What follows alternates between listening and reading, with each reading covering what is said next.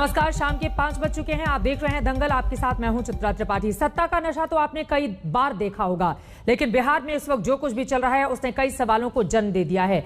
आपको बताते चले, कई घरों के चिराग इसलिए बुझ गए क्योंकि जहरीली शराब का कहर वहां पर बरपा हुआ है।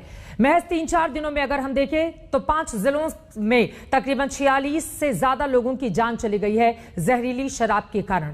लेकिन नीतीश कुमार की सरकार सत्ता के नशे में चूर है। मुख्यमंत्री से लेकर मंत्री तक के बयान जो सामने आए हैं वो बेहद गैर जिम्मेदाराना है। विपक्ष सवाल पूछ रहा है कि आखिर इन मौतों का जिम्मेदार कौन है।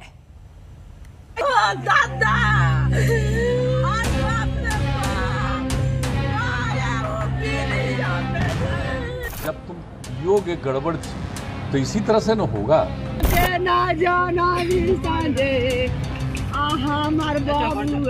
कि अगर गलत चीज को ग्रहण करिएगा तो ये नौबत आएगी। चीज गलत थी तो सीएम साहब आप ही बता दें कि वो चीज आई कैसे, चीज बिक कैसे रही थी और वो चीज सरेआम लोग खरीद कैसे रहे थे। कहां गई आपकी पुलिस, कहां गया आपका प्रशासन, कहां गया आपका इकबाल। सुशासन बाबू जिसको आप गलत चीज बता रहे हैं उसकी तालाबंदी आपने ही खुद 2016 में की थी। बिहार में शराब की खरीद बिक्री पर प्रतिबंध लगा दिया था, लेकिन 5 साल बाद भी वो गलत चीज बिहार के खेत खलिहानों, गलियों, गांवों, कस्बों, ब्लॉक से लेकर जिलों में धड़ल्ले से बिक रही है। नतीजा ये है कि दिवाली का जश्न कई परिवारों के लिए मातम लेकर आया है। माननीय मुख्यमंत्री जी की टिप्पणी तो कतई रास नहीं आई। इस तरह की टिप्पणी राज्य के मुखिया से कोई उम्मीद नहीं करता। अगर शराब सप्लाई हो रही है, लोग पी के जान दे रहे हैं, तो आपकी व्यवस्थाओं की नाकामी या व्यवस्था के अंदर एक नई व्यवस्था ने जन्म लिया जिस पर आपका कोई वश नहीं, आप बेबस हैं। जहरीली शराब से मौत का यह सिलसिला अब भी थमने का नाम नहीं ले रहा। ताजा मामला समस्तीपुर का है। रुदौली गांव के 4 लोगों की मौत शराब पीने से हो गई। यानी सिर्फ 3 दिनों में बिहार के 3 जिलों में 30 लोगों की मौत हुई है।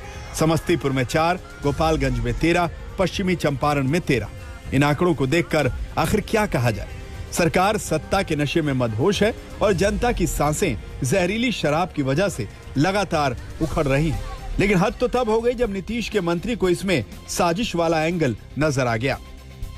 इसके पीछे मुझे लगता है कि कहीं साजिश और षड्यंत्र तो नहीं चली जा रही है कि बिहार के यशस्वी मुख्यमंत्री नीतीश कुमार जी को बदनाम करने की एक कुचक्र चली जा रही है।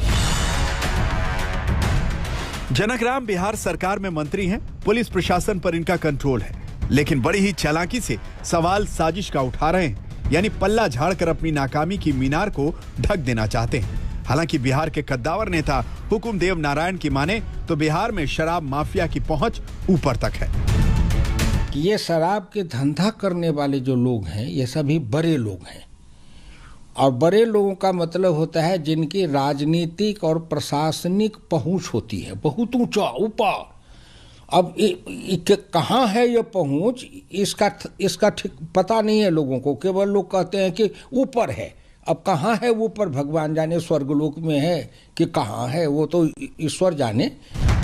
ऐसे में बड़ा सवाल है कि बिहार में 2016 में बना शराबबंदी कानून अब तक असरदार क्यों नहीं हो पाया है। जिस शराबबंदी कानून के तहत सरकार ने 2 लाख से ज्यादा लोगों पर कार्रवाई की, उसका लोगों में डर क्यों नहीं है। क्या शराबबंदी की आड़ में जहरीली शराब के कारोबार ने बिहार में जोर पकड़ लिया है। हर महीने 2 महीने में ये खबरें आती हैं कि जहरीली शराब पी के लोगों की डेथ हो गई। आप जिस जांच की बात कर रहे हैं, मुझे लगता है आपने शराबबंदी किया। एज अ महिला मैं भी कहूंगी कि बहुत अच्छी बात है, लेकिन इम्प्लीमेंटेशन पुअर है, गलत है, इम्प्लीमेंटेशन हुआ नहीं, या सिर्फ चुनाव के लिए आपने लोगों को दिखाने के लिए राजनीति के लिए शराब तो बंदी की। ऐसी कुछ घटनाएं कहीं ना कहीं एक चुनौती के तौर पर जरूर हम देखते हैं, और मुख्यमंत्री जी ने पिछले कई अवसरों पर यह कहा है कि ऐसी चीजों का इस्तेमाल क्यों करना जिसके कारण आपकी जानें जा सकती हैं। इसलिए बहकावे में उन्हें नहीं आना चाहिए और भोले भाले लोगों को किसी भी साजिश का शिकार होने से पहले खुद को सचेत करना चाहिए। नीतीश सरकार के सामने चुनौती है, लेकिन इससे लड़ने की जिम्मेदारी किसकी है? 2015 के विधानसभा चुनाव में नीतीश कुमार ने शराबबंदी के मुद्दे पर खूब वोट बटोरे। हम लोग तो बार बार कह रहे हैं शराबबंदी जिसको लागू किया गया 16 से और 15 में महिलाओं की जो मांग थी, हम लोगों ने वचन दिया, लागू किया, सर्वसम्मति से पारित हुआ। नीतीश का यह वादा ही रह गया। बिहार में शराबबंदी लागू है लेकिन धरातल पर नहीं। सिर्फ कागजों में कानून बनाकर सुशासन बाबू बिहार में परिवर्तन लाना चाहते हैं। अगर ऐसे परिवर्तन की कल्पना नीतीश कुमार ने की है तो फिर बिहार का भला कभी नहीं हो सकता। बेतिया से रामेंद्र गौतम और गोपालगंज से सुनील तिवारी, समस्तीपुर से जहांगीर आलम के साथ सुजीत झा, पटना, आज तक।